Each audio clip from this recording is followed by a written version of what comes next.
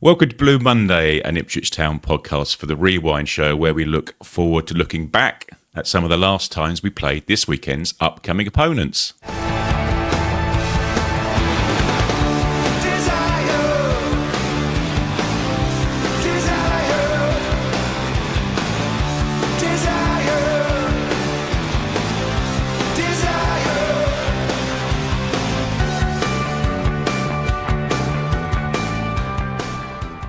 Hello, my name is Craig Fimbo. Welcome to the Blue Monday podcast Rewind Show, where we look at the last time we played this weekend's forthcoming opponents in the top division and maybe a couple more matches besides. Now, David Diamond, people were bemoaning the fact that we had to go 17 days between matches for Ipswich Town, between Palace and Forest. Think about the poor old Rewind Show fans who've had to wait even longer thanks to Bournemouth's meagre top-flight existence. We hadn't got anything to talk about, but we are back. We are. We're absolutely starved. And who knows, Craig, in the future we've actually got a win to talk about at Bournemouth. So bring it on in hopefully year after next. Yeah, good point, actually. Yeah, so put this in your diaries for 2 years, people.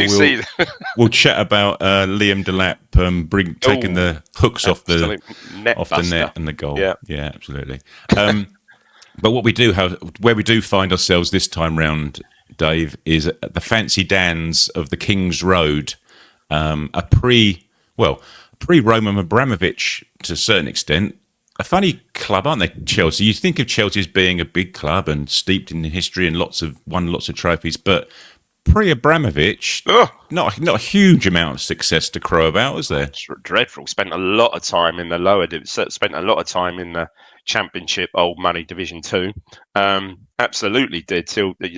Really a club that, not be funny, back in those days, are a bit of butt of jokes, to be fair. Just really not really going anywhere. And then obviously, of course, the Abramovich finance came in, and totally different proposition. Bloody hell, European champions, obviously Jose Mourinho, Premier League winners, and and had some great players, and certainly, looking at this first lineup, we're going to look at some pretty tasty players playing then as well. Look at that. Yeah. Well, as Dave alludes to, we'll be chatting about some games here. So if you were at any of them, please do stick your comments in with any memories. Probably not any decent memories of more recent matches. So we won't be touching on the FA Cup game we played there. However many 12 years ago, wherever it happened to be. Maybe there was two, wasn't there? We got thumped once, and then we lost both. But there was a 3-1 game where we were sort of in it until we're not going to cover this one until sort of Ballack and Lampard had other ideas. Yeah, I remember being at the other one and having a very bad back at the time. That did not make. I think our goalkeeper had a pretty bad back by the end of it as well. To be fair, right. Sunday, the 4th of November, 2001. Mm-hmm. We had just beaten Helsingborg away in the previous midweek on the Thursday, hence why we were now playing on the Sunday. Yeah. And by virtue of beating Helsingborg, we just booked our third round tie against Inter Milan in the next round. So that sort of places it in people's memories as to where we were. Something else that might place it in people's memories is number one at the time, Dave. We've had this gentleman before. I think it was for Southampton away. The Rewind Show for that. It's a guy who in his bedroom basically smoking pot. I can't remember. Go on. It's Afro Man. We have had that one, of course, because I got high. Yeah, of course. Yeah. I'm pretty sure it was Southampton away. That was sort of this sort of time in this 2001, 2002. What I'd say about this game, albeit on the Sunday, I bet there was probably a few still sporting a hangover. Or not even home yet, or perhaps went straight from Harwich or wherever to Stamford Bridge. That'd have been hardcore, wouldn't it? Yeah, fair point. Yeah. In terms of the cover star of the week, now this is an interesting gentleman. In Alex Ferguson's autobiography, he called this player a terrible professional, and the same person, almost according to the internet, failed to reach the altar for his second marriage, having only been released on bail hours before the wedding, following an incident at a strip club at his stag night celebrations the night before. Not wanting to drop anyone in it, but would that be a certain England centre half, perhaps? It wouldn't be. It would be a certain Australian goalkeeper. Oh, Christ, was it? Oh, no, because I'm looking at it now. Oh, my God, yes, it's Mark Bosnich, isn't it? It was. Was, It was oh, Mark yeah. Bosnich. Sorry, no difference to a certain centre half. Glad I didn't mention it. But he was also in that kind of genre. Yeah, well, thankfully, we haven't got to ring our friends at Atwell's because you didn't actually mention any names. Oh, classic. We can keep it nice. Keep it nice Bosnich, and vague. of course it was. Yeah. He went off the rails, I think, a little bit, didn't he? Big time. I mean, there are some stories about him. Goodness me. Yeah, certainly. Yeah, not Alex's favourite professional. That's for sure. No, well, we'll leave that there. In terms of the league table before the match, I think predominantly what we can look at there in terms of Chelsea, only one league defeat heading into this game after 10 matches of the Premier League season.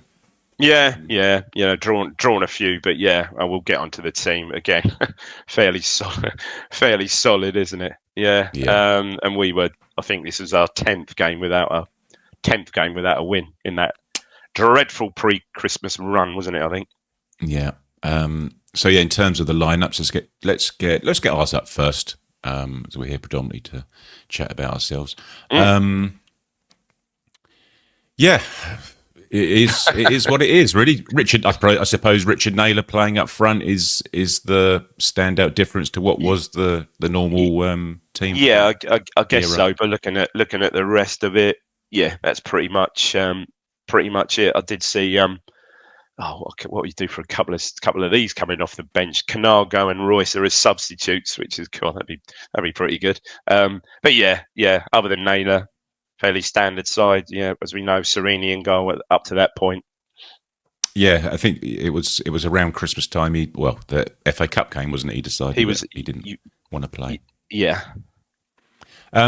Now here you go then, Dave. In terms of the Chelsea team, and it was Claudio Ranieri's Chelsea team, and they'd had a bit of a splurge in the summer, signing Frank Lampard for 11 million quid, which turned out to be a decent bit of business for them. Wasn't a bad signing, was it? They also signed Gallas, who wasn't in the team, and Emmanuel Petit, who wasn't in this team, and Bolo Zenden, who wasn't in this team. So they splashed a little bit of money, Abramovich money by this time. Yes, it was. In terms of that team, Dave, there's certainly the centre halves look slightly formidable, don't they, as well? Yeah, you'd fancy Naylor to bash him about a bit though, but I mean Marcel Desailly and John Terry, there's some experience and class there. I always liked Melchior. I quite like the full. Always liked him. He always sort of best defender, but a bit of a marauding sort of fullback. I quite liked him. Celestine Babillaro there. I mean Kanovic and obviously Frat, and then the great Zola. What a player!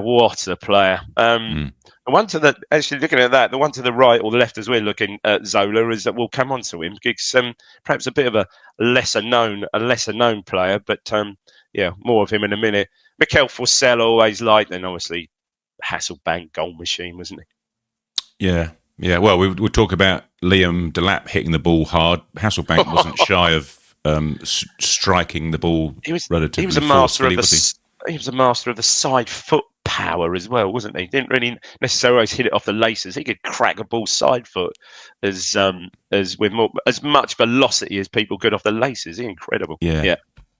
In terms of the match itself, we ended up losing 2-1, Dave, unfortunately. But one of the players you mentioned there, Zola, gave his countryman Serini little chance, did he, with the finish for the first? Yeah, a bit unlucky, wasn't it? I think it's Forsell as a good run and a shot blocked, I think by Titus, and then Bramble's trying to scramble to get the second ball, and it just falls to Zola in class, and it 2-footed Zola, wasn't he? Left foot, just cracks it in the far corner. Yeah, I think Bramble may well have given away a penalty on Lampard had it not fallen to Zola. He's a bit forceful there, isn't he? Yeah. Takes him out. But as you say, fell to Zola, edge of the box, left foot, no touch, straight, first time, bottom corner, technique, wasn't it? Class, Yeah.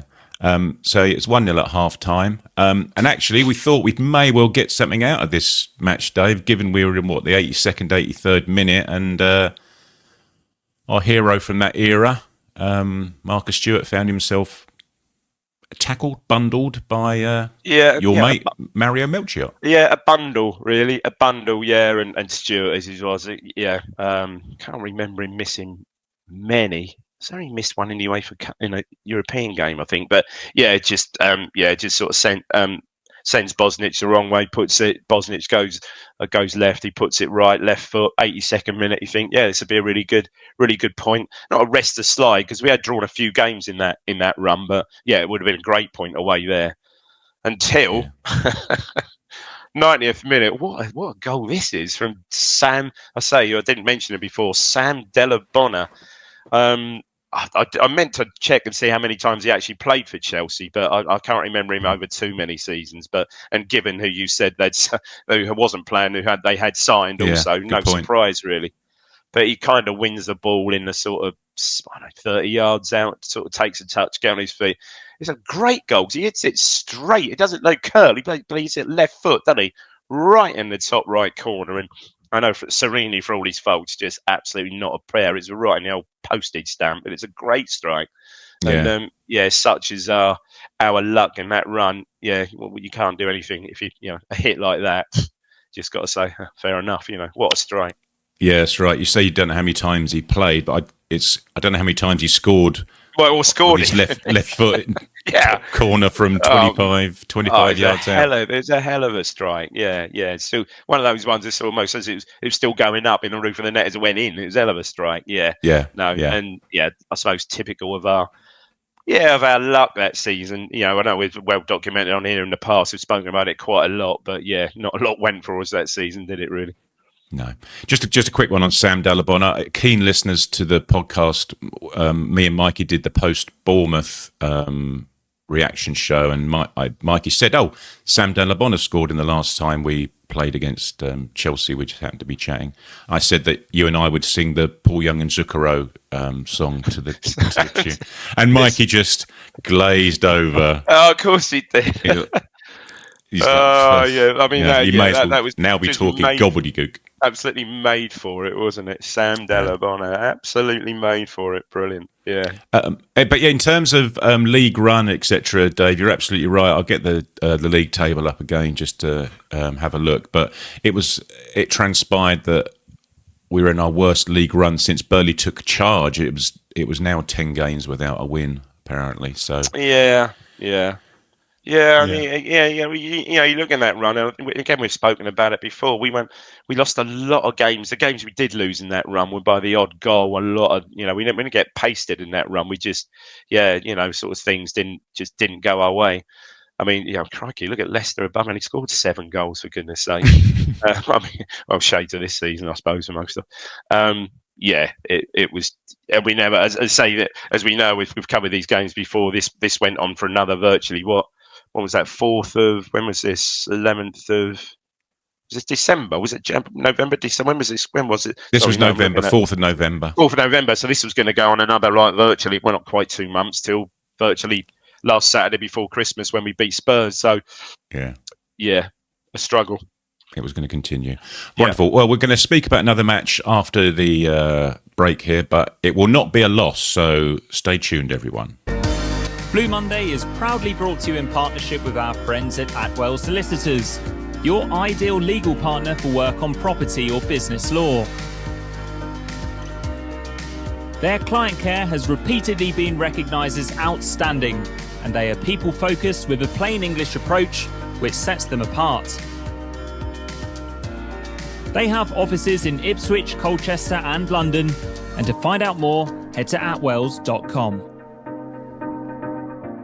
Wonderful. Thank you, Atwells, who Dave will not be needing to contact this week. Won't need him at all. Thanks to his vagueness.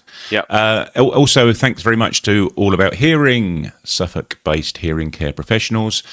2 locations in Ipswich. They can help you out with any of your personal hearing needs and requirements. allabouthearing.co.uk. And also One Stop Badges, bespoke enamel, high quality pin badges. We think we're going to have another batch heading our way sometime soon. There's a 10% discount if you head on to bluemonday.itfc.co.uk. There's a link there where you can grab 10% off. Dave, Saturday, 11th of December 1993. Number 1 in the charts, an eponymously titled song. It was number 1 for a week. It then got knocked off the top spot by Take That singing about a speaking pig, Babe.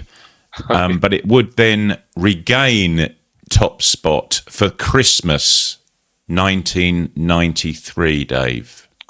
I would say that would be, we've covered this before, I think, Mr. Blobby, I would suggest that might be. It was Mr. Blobby. Hot on the heels of having spoken about Frank Lampard, Mr. Blobby is number 1 in the charts. That's harsh. That's harsh. Yeah, it is coming from me, mate. Right, okie dokes. In terms of the cover star, Chelsea's player of the season the previous year.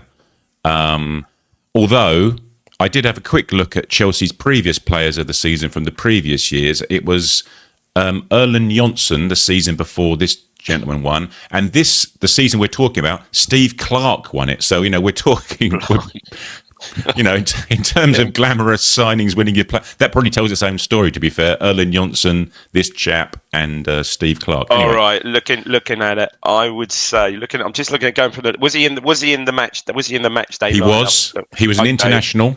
Okay, I would say Mal Donaghy. Oh. No, it wasn't Mal Donaghy. Oh. His uncle invented the C5. Frank Sinclair, then.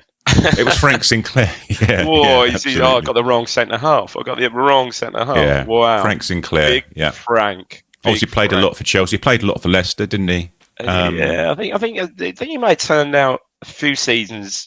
Well, I'm saying a few seasons. What am I talking about? Probably 15 now for Reading against us as well at one point. I'm pretty sure he did. But yeah, solid enough player, Big Frank. Yeah, that's right. In his Commodore Amiga. Oh, look at that! That's quite a nice shirt. That, yeah, quite nice. In terms of the league table, let's have a look at that. We find ourselves safely ensconced, I think we can call that, in mid-table. Chelsea find themselves third from bottom. As we said before, not a hugely successful club pre-Abramovich. Craig, when you look at their lineup, then you compare it to ours. I mean, to be fair, no disrespect to either lineup, both lineups are a bit meh. but yeah, you know what I mean. But flipping heck, yeah, you do realise. I mean, obviously Chelsea had the great Glenn Hoddle as coach, I think. Then, but if you look at the lineups, I suppose there's one or two, including for Chelsea, someone I actually spoke to yesterday. Ooh, cliffhanger! Let's get the Ipswich Town team up first. Then whiz through that then. But yeah, as you sort of say, Dave, in terms of 11s, and in terms of tactics and formations, not only have you got 5 at the back in front of our 5 at the back, you've got a centre midfield of Steve Palmer and Grant Williams, on the right wing is another fullback, Mickey Stockwell. So we weren't there to. May I say, not a starting 11 to get the pulses racing. I don't think, to be fair. No disrespect to any of those fine players they were for the Town, but that's not a lineup that would. That's not a go-to lineup you would think of, really. That's setting your stall out, isn't it? And pretty much you've got an idea of how we're planning to play with that lineup. Absolutely. Sort of. Yeah, thou shalt not pass. And look, spoiler alert, achieve what we wanted to, I guess. Well, yeah, I was going to say, you've got poor old Chrissy K up front all by himself. You think, well, crikey, he can't really play that sort of role, but we will come on to that in a little while. Chrissy K up against two uncompromised defenders in Mal Donaghy and Frank Sinclair. Yeah, well, I've got Erland Johnsen there in the middle, but you're right, it may well have been. May have played. Yeah, okay. It may well have been Frank Sinclair. Good point. Yeah. In terms of that lineup as well, though, Dave. Yeah, it's workmanlike again, isn't it? You've even got Tony Cascarino still playing up front for them as well. Yeah. Obviously, you've got little Dennis, Dimitri Karine. Yeah, some names there. Gavin Peacock. Obviously, Mark Steen, who when was this? 90. Yes. It was the right season. It was. Who was going to properly cover himself in glory at some point later on in that season. Or the season. Is this 92 or 93? Sorry. This is 93, 94. 93, 94. Yeah, absolutely was. This was the season he was going to be our saviour. And my mate, Tony Cascarino, who I chatted to yesterday morning on TalkSport, briefly. Very briefly. Clang. Well, as Ben's not here, someone's got to drop the... Absolutely. Had a far more pleasant chat with the lovely Natalie Sawyer, to be fair. But no, Tony was very, very good, quite complimentary.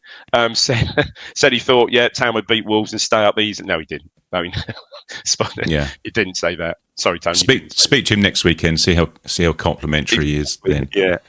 In terms of the match itself, it was looking at the highlights, Dave. It's difficult to. Well, I don't remember it really. That Stamford Bridge having the dog track and the cars behind the goal still in the Premier League era. Yeah. They always had the big sort of dog track. I never ever was a dog track. Just loads of space round behind the goals and stuff. Car park. Yeah. Well, I think it basically was incredible, really.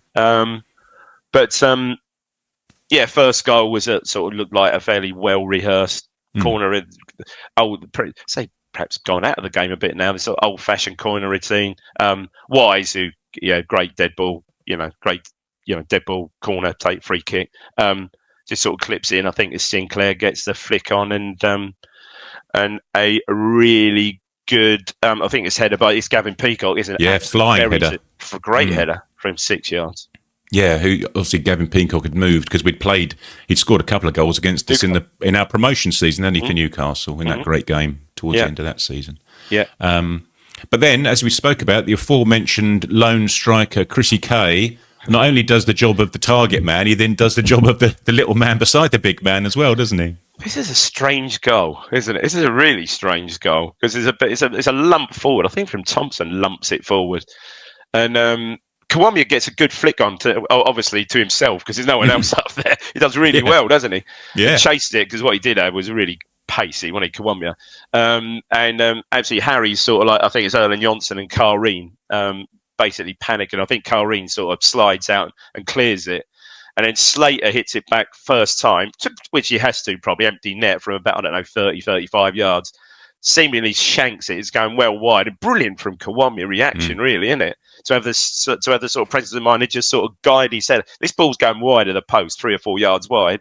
Sort of guides his header with pace. All the pace is on the ball and directs it into an empty net. It's a really clever finish, actually. Yeah. Yeah, because he's basically retreating back from the challenge that Kareen and Johnson have had. So he's running back to get on side. And that's right. Yes, heading back towards him again. As you say, just glances it in, doesn't he? It's really clever. And, again, for us, I know we said about the two sides a bit, but again, it's a good point for us at Stamford Bridge. Despite, say, Chelsea perhaps having their issues, that season. But, as we said... Mark Stein will always have a place. They always have double feelings about this feelings about this goal because it kept prolonged the inevitable in what was the disaster of the absolute abject disaster of the following season. But then, of course, the following season, Burley came in. So yeah. Well, I'll quickly get the table up for afterwards, but nothing much had changed too much. It being a draw and all. Chelsea still found themselves in 20th position, albeit there were 22 in the league at that time. But what interesting actually point from that match, from the highlights we got that Rich sent us through, is Craig Forrest made a hell of a save, didn't he, at the end from Steen? It's heading towards the top corner, and Craig Forrest did end up playing for Chelsea on loan a handful of times. I think Hullett actually got him in, and he ended up playing the same team as Zola and Vialli, that sort of era Chelsea team. Yeah, I thought Forrest was a good keeper. Had all the makings of a good keeper. Got high, pretty agile. I always thought he was decent. Yeah, definitely. But that season, albeit let's quickly get the league table up again. Albeit we were 12th there, we would finish 4th from bottom, as Dave says, thanks to we were. Mr. Steen later in that season. Yeah, I mean, and I remember from that season scathing comments from opposition managers on how we set up. We were turgid, weren't we? Absolutely, I think. How we set up, Dave? Yeah. Yeah, I think so. Yeah, absolutely. And I think, particularly as you would get from, I remember Ferguson at Old Trafford absolutely laying into us. But I think we went there and got a point. I think we drew 0-0 there, and he said, that's not.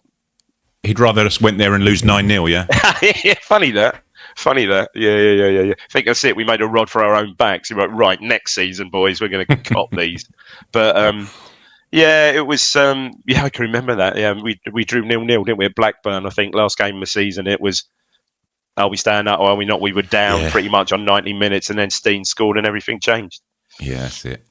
But yeah, not a great season or two in the Premier League for us that time round.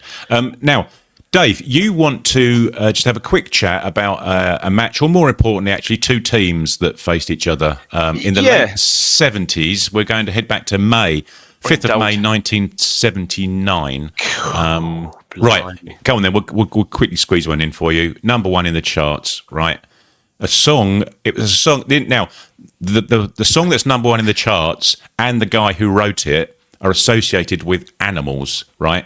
Now, the guy that wrote it, he's had far more success with this other musical act. They were the most successful musical act of 1974. They had 4 gold studio albums and 4 top 10 singles. I know what it is.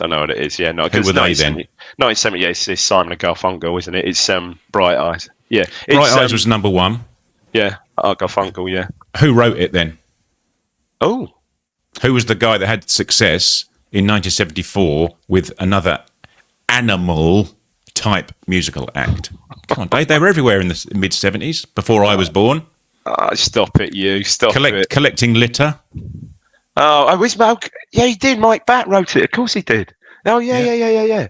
Oh, yeah, brilliant. Yeah. So 1979 was in my, so I was like 16, in my 15, 16, in my sweet spot. So that was the 1979 was the golden age of vinyl, the most vinyl.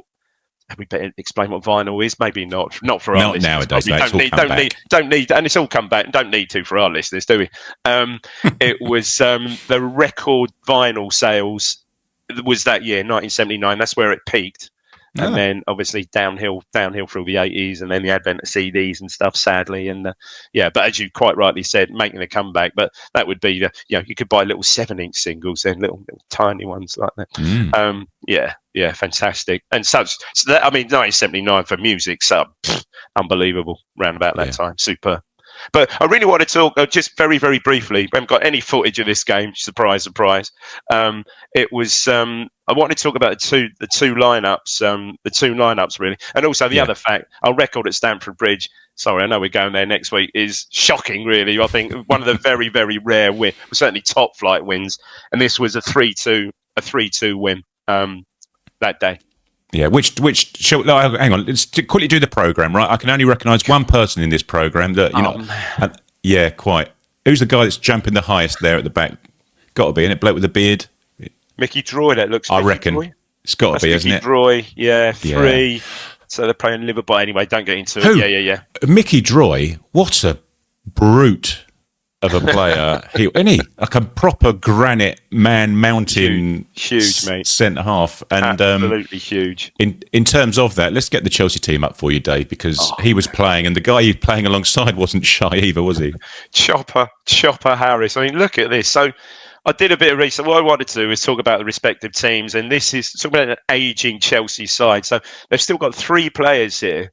Peter Bonetti, Chopper Harris, Peter Osgood, that played in the infamous 1970 FA Cup final against Leeds. The absolutely 2 war games, basically, where they said, each team in the replay all bets are off. Would end up with like 9 and 7 players on the pitch if you were refereeing it by today or in the recent years standards. And you also got 3 players there. Peter Bonetti, who played something like 650 games. Chopper Harris, I think, was on about, I did make a note of that, something like Chopper Harris was 650, Peter Bonetti, something like 500. And obviously, one of the Chelsea greats of all time, Peter Osgood, who was not that many games, but absolutely superb goal scorer. I think he played about 300 games for Chelsea and, scored probably about half that amount of goal, 140, 130, 40 goals. Yeah, absolutely great Chelsea. So, along with the new, so obviously you've got a very young, God rest his soul, Ray Wilkins there in midfield, with his brother playing left back, Graham Wilkins there. So an interesting Chelsea lineup there, and again, looking at perhaps the aged lineup and perhaps the relatively inexperienced there, they got relegated by a mile that season as well. I think they finished the season with 20 points, although there's only 2 points for a win back then. Yeah, I think I will get the table up after the match just to show people, but they hadn't done particularly well that season. In terms of our lineup, Dave. Well, this is an interesting one, because what I really wanted to sort of say about this was really one of the first incarnations of the great Robson UEFA Cup side. The only one missing there really is Paul Mariner. Obviously wasn't fit that day, so you've got Clive Woods in pretty much must have been his last season. May have even been one of his last games there.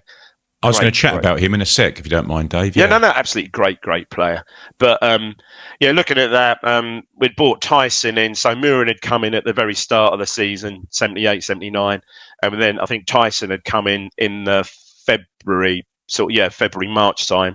So again, this was the formation of the set with Mariner up front, and obviously then playing in a 3 with Gates and Brazil, or a 2 with Brazil and Gates just playing back in that perhaps slightly withdrawn role.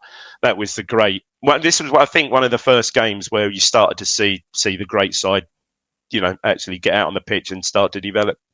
Yeah. So, in terms of Clive Woods, just a very, very quick note on him, because he started 53 games this season for us. Did he? Yeah, according to Pride of Anglia, I think it was. I had a quick look at. Oh, wow. But this was in May. But then by March the following year, we'd sold him to Norwich. So what was the story behind that for a guy who was so integral to us? To 6 months later to be sold up the road. It just didn't fit. I mean, it just didn't really fit, did he? Because that wasn't how we were then going to play. Because Brazil, this is pretty much Brazil's first season, and you're really hitting the straight. I think, we won 3-2 anyway. We better say we won 3-2 that day. Brazil scored 2, and he was just when he first right the way through his Ipswich career, absolutely brilliant. And you could see what was developing there. And I think Robson had already worked on this, as I said, with that team, the withdrawn Gates role. And Woods just unfortunately had no part in that. And probably by then, Woods certainly in his 30s by then, maybe 30, certainly early 30s, 32, 33. But in deference, Clive, what a player. Most probably Ipswich, most naturally 2-footed player I've seen. He's a player that could take, and you don't see many of those, could take corners right foot and left foot in swingers, absolutely comfortable, both feet. Not great pace, but had a trick, could drop his shoulder. And another clang. I played in a local Saturday side. I had close connections with Newton Flopman out at Norwich, where he became player coach after he played. And we used to play pre-season friendlies out there. So I played against him probably 2 or 3 times when he was probably now 40, something like that. 1, what a great player. 2, what a nice bloke. And he still had that. He never did have any pace, but he still had that ability just to drop his shoulder and you'd go and he's gone. Yeah, great player. Yeah, but like I said, I think that with that side, Robson and obviously now could see in that Gates was the integral part of that side, the Gates role in that side, and Woods was obviously allowed to go. As was I just happened to see the sub in that game was Mick Lambert, and again that must have been. I assume that was one of his must have been one of his last. Yeah, I think it was his last appearance. I think it was his last appearance. I think again, according to the great website. It would have been. Yeah, it's brilliant. In terms of the league, let's quickly pop it up for you, David, as you were referencing. Chelsea found themselves rock bottom. They got relegated that season. And as you say, we've started to build, found ourselves 7th. That's a bit of a shambles of a league table, if you don't mind saying. That some teams had finished their season, Everton, for example, Norwich, for example. Oh, wow, yeah. Other teams still had 4 games to play. I remember that. I do remember that season, round about the New Year, horrific snow. I would say horrific, for us, bad snow, literally. Even down here in Ipswich, Suffolk, snow, sort of couple of weeks of solid sort of snow. So I don't think it was. I kind of remember there wasn't much football played between sort of New Year, well, January probably, so hence the catch-up. But that was a ridiculous scene. So if you just go back to that graphic, the Liverpool team that season was just absurd. Yeah, that was the season I hardly conceded a goal. I mean, it's just ridiculous. Look at that. Yeah, incredible. 2 points for a win just for people who are watching that. No, Well, hang on, they're 40 points behind what Man City get. But it's just absolutely ridiculous. And Ipswich at the start of the season, absolutely awfully. Again, I think we may have covered this season before, but yeah, qualified again, got into 6th, qualified for UEFA Cup, pretty much last knock into the season. Just had 2 defeats after Christmas. Absolutely unbelievable run. And like I said, look at our losses. We'd lost more games than Norwich did, who found themselves down in 15th. Yeah. Albeit they'd drawn 23 matches. 23 matches. That is amazing. No, just great days, great season. And so I really wanted to speak about what something else we should speak about. Not only that the Chelsea was not a coach, this is a manager at the time, was the great Danny Blanchflower, of course. I mean, incredible experience in that Chelsea team, and obviously the manager, captain of the great Spurs double side. 20 seasons almost prior to that. So, that's really why I wanted to talk about that, and actually wanted to talk about a win at Chelsea, because in the top flight, I think at any level, they have been few and far between. Yeah, they have been. So, we had to go back over 40 years to find one to make passing reference to. But it's okay, Dave, because we're going to be back for Arsenal next week. So we get to talk about Ian Wright sprinting past John Walker. Loads and loads and loads of times. Yeah, we might struggle for an Arsenal. We might have to go back in the annals again for another Arsenal video. Actually, I know there is one, because there is footage on YouTube of one back in the sort of late-ish 70s. So we may have to indulge ourselves to try and find an Ipswich win then. But no, I think knowing his record at Portman Road, or against us in general, Ian Wright might figure quite highly in those couple of those, perhaps. He may feature. Brilliant. Thank you very much for that, Dave. Look forward to that, everyone. We'll see you to chat about that this time next week. But obviously, if you have enjoyed it, give us a thumbs up, like, subscribe, whatever you have to do. Thank you for watching or listening. As ever, Dave, thank you very much for your time and your memories of games gone past. You too. Thanks, mate. Enjoyed that always. Super. This has been The Rewind Show on Blue Monday, an Ipswich Town podcast. We will see you next time.